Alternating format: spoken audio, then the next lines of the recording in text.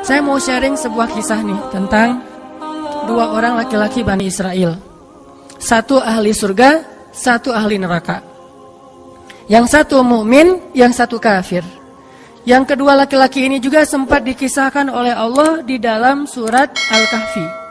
Nanti teman-teman yang rajin baca Al-Kahfi pada hari Jumat bisa cek tuh. Salah satu kisah di surat Al-Kahfi itu kisah dua laki-laki Bani Israel, yang satu kaya, yang satu miskin, yang satu kafir, yang satu mukmin. Ceritanya dua orang laki-laki Bani Israel ini sama-sama Allah karuniai rezeki sebanyak 4.000 dinar. Sekarang 1 dinar itu kurang lebih sekitar 2,5 juta. Jadi ada 4.000 di dinar. Lalu laki-laki kaya, laki-laki kafir, laki-laki yang tidak beriman, membeli sebuah rumah yang sangat bagus di puncak bukit dengan view yang luar biasa dengan harga 1.000 dinar. Sehingga kemudian dia datang kepada temannya yang mukmin, dia bilang, "Hei, yuk ke rumah saya tunjukin rumah baru saya." Datang nih ke rumah baru laki-laki yang tidak beriman. Pas ngelihat dari gerbangnya luar biasa, tamannya luas, ada rusanya, ada kijangnya, ada marmutnya, ada segala macamnya, ada onta, ada kuda, lengkap aja tuh. Ini rumah atau kebun binatang ya? Pokoknya rumahnya keren aja. Terus laki-laki beriman nanya, "Ini rumah baru?" "Ya." "Berapa kamu belinya?" 1.000 dinar. "Bagus kan?" Bagus. "Ya udah kamu beli atau 1.000 dinar. Ini rumah kayak gini banyak nih masih dijual." Akhirnya laki-laki mukmin ini pulang. Malam harinya dia sholat, kemudian dia berdoa, "Ya Allah, sahabat saya sudah membeli sebuah rumah yang besar, rumah yang bagus dengan harga 1.000 dinar. Maka besok saya ingin membeli itu di surga dengan cara bersedekah 1.000 dinar. Maka berikanlah untuk saya rumah yang lebih bagus di surgamu ya Allah." Dia sedekah 1.000 dinar. Lalu besoknya ketemu sama temannya yang tidak beriman, nanya, "Udah beli rumah?" "Udah." "Di mana?" "Nggak dekat dengan rumah saya, jauh," kata dia. "Di mana itu?" "Di surga." "Hah? Caranya gimana?" "Sedekah." "Wah, kamu mah orangnya fanatik lah, istilahnya sok soleh lah, apalah segala macam, Pak Haji." Diledekin aja tuh. Diledekin. Taulah yang udah hijrah kan gitu ya, suka ada istilah-istilah ngeledekin. Ya udah hijrah, anak masjid, apa istilah-istilahnya. Diledekin gara-gara dia bersedekah 1.000 dinar.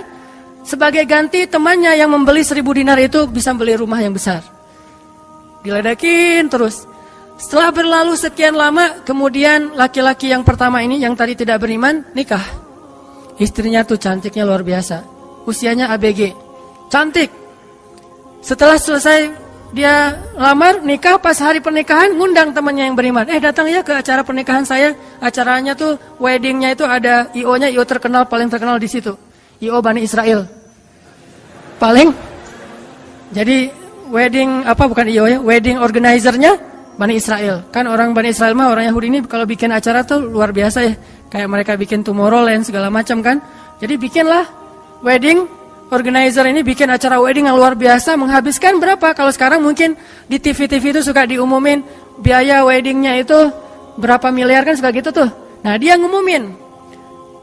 Atau kalau nggak dia umumin pun orang-orang bilang, "Tahu nggak itu acaranya habis berapa?" 1.000 dinar. Habis 1.000 dinar. Dia nanya, "Ini emang habis 1.000 dinar?" "Ya, maharnya 1.000 dinar. Mahar si cewek cantik. Cewek paling cantik di kota itu aja. Tidak ada lagi cowok kecuali pernah suka sama tuh cewek. Tapi dia dapat gara-gara punya uang 1.000 dinar. Saya pernah guyon sama istri saya, "Nanti kalau anak kita nikah, maharnya nggak usah mahal-mahal. 2 miliar aja. 1 miliar buat dia, 1 miliar buat bapaknya." Nah 1.000 dinar. Udah gitu dia pulang nih orang beriman. Malamnya dia tahajud, dia berdoa kepada Allah, "Ya Allah, teman saya udah nikah, nah saya mau masih gini aja." Tuh ya, ini pedoman buat teman-teman ya. Kalau ada yang ngasih kartu undangan, tanya maharnya berapa? Maharnya 10 juta. Waduh, saya pas nih 10 juta. Bilang ke Allah, "Ya Allah," sama kayak dia. "Saudara saya, teman saya sudah menikah dengan mahar 1.000 dinar. dan saya masih punya. Saya ingin melamar bidadari di surga dengan 1000 dinar. Nikahkanlah saya dengan bidadari paling cantik di surga ya Allah. Ini 1000 dinarnya, sedekah 1000 dinar. Temannya punya anak tanya pas lagi reuni SMP gitu ya. Lagi reunian tanya, kok masih sendiri aja? Enggak sendiri, cuma gak dibawa. Itu trik menjawab pertanyaan yang nyelekit tadi. Loh kok kamu sendiri? Nggak ditemenin sama si dia? Enggak, lagi nggak enak badan. Nggak dibawa katanya. Loh kok nggak dibawa? Soalnya masih di surga. Udah aja. Oh di surga gimana caranya? Sedekah 1000 dinar. Wah lo benerannya keterlaluan lo. Udah habis-habisan dibully. Dibully habis-habisan gara-gara dia nggak melamar cewek dengan 1000 dinar, malah pakai sedekah untuk melamar bidadari hurul ain. Baca surat Ar-Rahman paragraf terakhir tentang hurul ain. Fihinna qasiratut tarfi lam yatumithunna insun qablahum wala jan. Gak ada manusia yang kayak gitu. Qasiratut tarf, cewek yang matanya besar tapi sayu. Matanya besar tapi sayu. Kalau mata saya kecil, matanya besar tuh. Orang sekarang kan banyak pengen mata besar, sampai diedit dulu di berapa tuh? Aplikasi teh. Itu. Di Fotoras lah, apalah diedit supaya matanya disobek dikit bagian ininya jadi besar gitu ya. Dikasih eyeshadow, dikasih segala macam supaya matanya besar. Kenapa? Mata besar itu simbol dari kecantikan. Makanya bidadari itu bahasa Arabnya hurul ain, yang matanya besar. Lam yatumithunna insun qablahum walajan. Belum pernah disentuh. Disentuh doang loh ya, bukan yang lain. Cuma disentuh aja, belum pernah oleh manusia dan jin. Murni, asli, original. Belum pernah dilihat oleh siapapun, benar-benar tersimpan. Kannahunnal yaqut wal marjan, seolah-olah mereka itu adalah yaqut wal marjan, mutiara yang wangi. Udah mutiara, wangi pula. Yaqut wal marjan. Bukan Yakult yang diminum sehari, itu ya. Yakult beneran. Ditambah lagi nanti di ayat yang lain, fihinna khairatun hisan. Perempuan yang khairat. Khairat itu artinya banyak anak. Subur. Dan di surga itu orang berkeluarga dan beranak pinak. Sehingga seseorang ketika pengen punya anak langsung punya anak, tidak perlu 9 bulan hamil. Dan gak perlu juga sesar. Udah aja lahir. Lahir dengan cara yang Allah ciptakan, sangat indah, tidak perlu ada wahnan ala wahnin, tidak ada kepayahan demi kepayahan, lahir anak. Dan anaknya bisa pesen, request. Ya Allah, saya pengen anak laki-laki, tapi modelnya gini.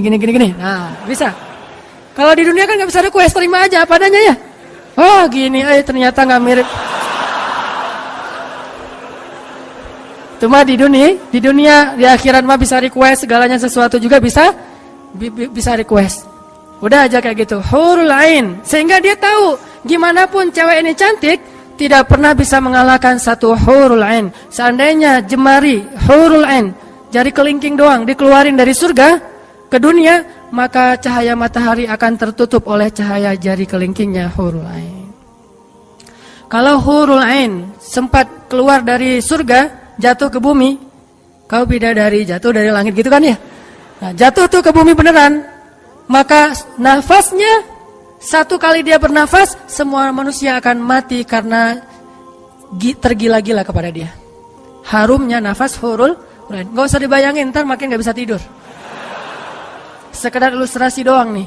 Akhirnya dia lamar tuh hurul ain dengan sedekah 1000 dinar. Udah aja sih kayak gitu. Dan dia merasa, alhamdulillah saya lebih beruntung dari dia. Saya lebih beruntung dari dia. Gitu matematika mukmin. Baru setelah beberapa tahun, teman yang pertama tadi yang tidak beriman beli kebun. Kebun yang sangat luas. Lalu ngajak lagi teman yang beriman, yuk ke kebun saya. Kamu udah punya kebun? Udah, datang aja. Kamu tahu nggak nih kebun yang saya beli berapa? 2.000 dinar. Kebun korma yang sangat luas, yang di dalamnya ada mata airnya sendiri, yang tidak seolah-olah tidak ada batas ketika kita memandangnya. Terus sepanjang mata memandang. Kebun kurma yang rindang, 2.000 dinar. Lalu laki-laki ini pulang lagi, ya Allah, izinkan saya membeli kebun-kebun surgamu dengan 2.000 dinar. Karena saudara saya itu sudah membeli kebun di dunia. Sedekah lagi 2.000 dinar. Terus kayak gitu sampai mereka tua. Yang satu meninggal dalam keadaan kaya raya tapi kafir. Yang satu lagi meninggal dalam keadaan miskin tapi beriman. Siapa lebih beruntung? Tergantung matematika yang dipakai. Kalau matematikanya materi duniawi, pasti orang yang pertama yang tidak beriman lebih beruntung. Bisa menikmati dunia habis-habisan sampai hari tuanya. Tapi kalau matematikanya matematika mukmin, Rabbani, maka pasti yang kedua lebih beruntung dari yang pertama. Nanti setelah mereka meninggal, ini ceritanya panjang sekali dan kemudian jadi salah satu tafsir dari Al-Quran surat As-Saffat yang nanti kita baca. Di akhirat, kalau teman-teman tahu kalau kita baca tafsir itu ternyata ya, di surga itu punya jendela. Kayak rumah punya jendela. Cuman saya nggak tahu seperti apa bentuk jendelanya, karena surga itu kata Nabi, ma la ainun ra'at wa la uzunun sami'at. Yang nggak pernah dilihat oleh mata, yang nggak pernah didengar oleh telinga, yang nggak pernah dibayangkan oleh imajinasi manusia. Yang jelas ada jendela itu di surga. Nah, jendela ini apa? Jendela ini dipakai untuk mengintip ke neraka. Jadi nanti kalau ada kisah-kisah penduduk surga menyelamatkan orang-orang di neraka, itu lewat jendela itu. Kalau ada cerita penduduk surga dan penduduk neraka berdialog, itu lewat jendela itu. Bukan keluar dulu, sama-sama keluar terus ada ruangan khusus dialog gitu, enggak. Atau pakai misalnya Skype gitu ya. Nelpon neraka pakai Skype. Tring, lagi disiksa. Aduh, ada yang nelpon, bentar dulu. Kan enggak ada yang gitu ya. Ini mah pakai jendela, jadi jangan pakai imajinasi teknologi yang sekarang. Nggak ada Skype, nggak ada WhatsApp call, video call gitu. Nggak ada line, yang ada lewat jendela. Begitu dia ngelihat ke jendela, dia langsung Allah berikan dimensi melihat neraka. Langsung Allah kasih ruang untuk bisa melihat neraka. Di neraka itu dia akan bertanya kepada malaikat neraka, ngasih kayak kertas gitu. Tolong cariin yang namanya ini. Cariin. Oh ya, ini masa nggak kenal kayaknya di surga. Emang siapa? Hananataki. Penduduk malaikat neraka mah nggak kenal. Amin. Aminin atuh. Mudah-mudahan semua kita tidak dikenal di neraka. Dikenal di surga insyaallah. Kalau ini mah nggak boleh heureuy. Ini serius nih mah. Udah aja ngasih nama gitu ya ke malaikat penjaga neraka. Kenal nama ini nggak? Oh, ntar dulu nanya ke yang lain. Kenal nama ini nggak? Wah, ada tuh yang di pojok sana tuh lagi dihabis-habisin sama malaikat. Udah malaikat yang itu bawain sini gitu. Pas dibawain ternyata itu adalah laki-laki tadi yang di dunia saling bersaing dalam memperkaya diri. Satu memperkaya diri di dunia, yang satu lagi memperkaya diri di akhirat. Bro, gimana nasib lo sekarang? Waduh, saya sekarang disiksa segala macam, dia ngaku kesalahannya. Lah kamu gimana? Dulu kamu katanya beli rumah di surga, terus nikah di surga, terus beli kebun di surga, udah dapat. Wah, bukan dapat lagi. Ternyata 1.000 dinar itu bukan satu istana loh, bro. 1 dinar itu sekian ribu istana. Sekarang saya 1.000 dinar, bayangin aja. Hah, gitu. Makin sakit kan ya? Makin nelangsa, makin stres. Udah di neraka stres pula, stroke lagi, kena kejang-kejang gitu. Enggak di neraka kejang-kejang aja enggak enak, stroke enggak enak, apalagi udah stroke-nya di neraka kan lebih enggak enak tuh. Orang kena penyakit jantung di dunia enggak enak, ini penyakit jantungnya di neraka lebih enggak enak lagi. Ini mah imajinasi saya. Sesuai dengan di Al-Qur'an surat As-Saffat, dialog antara penduduk surga dan penduduk neraka. Inilah teman-teman matematika untuk mengukur siapa lebih beruntung. Sehingga kita tidak perlu bertanya, kenapa? Why? Saya udah hijrah kok makin susah hidup saya. Dunia itu, akhirat enggak. Kalau kita mengukur amal kita hanya dengan dunia, kita bakal sering kecewa karena Allah tidak menilai dunia ini bahkan lebih ringan daripada 11 sayap nyamuk. Seandainya kata Nabi, dunia ini di mata Allah ada harganya, pasti Allah enggak mau ngasih dunia kepada orang yang tidak beriman, enggak mau. Berhubung dunia ini tidak ada nilainya, Allah kasihlah kepada orang yang tidak beriman. Sedangkan yang bernilai, Allah simpan untuk orang yang beriman dan sabar. Pakai kacamata Rabbani, cara pandang Allah Subhanahu wa taala. Sehingga ketika kita hijrah, Kita minta tolong kepada Allah urusan dunia, tetapi kita yakin kalau kita istiqomah, ikhlas, maka di akhirat wa ma indallahi khair. Itu harus jadi mantra yang kita ulang-ulang tuh. Kalau teman-teman lagi cemburu dengan dunia seseorang, bilang wa ma indallahi khair. Apa yang ada di sisi Allah lebih baik. Udah enggak jadi cemburu tuh. Saya pakai itu sebagai terapi buat diri saya sendiri. Kalau saya lagi ada rasa kayak kepengen apa yang orang punya, ada rasa iri, ada rasa cemburu, ada rasa kayak merasa orang lain lebih beruntung dari kita, saya selalu pakai mantra wa ma indallahi khair, wa ma indallahi khair, wa ma indallahi khair. Sehingga hilanglah rasa cemburu itu.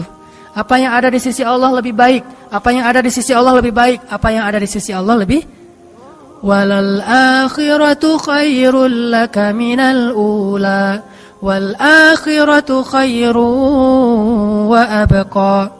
Akhirat lebih baik bagimu dan daripada dunia. Akhirat lebih baik dan lebih kekal. Itu aja yang kita ulang-ulang mantranya. Wa ma indallahi khair. Udah aja senyum. Kita yang istiqomah gini-gini aja, orang lain yang tidak istiqomah yang sudah melenceng jadi gitu. Ya udah, apa yang di sisi Allah lebih baik. Ada yang gara-gara misalnya dukun bertindak jadi nikah. Kita bertindak sendiri enggak nikah-nikah misalnya ya. Ya udah aja, wa ma indallahi khair. Dan apa yang ada di sisi Allah itu bukan hanya akhirat tetapi juga dunia. Cuman Allah tidak memberikannya dalam waktu yang segera kepada mukmin karena Allah ingin melihat dulu ketabahan, kesabaran dan keistiqomahan kita. Matematika itu coba kita pakai dalam hidup.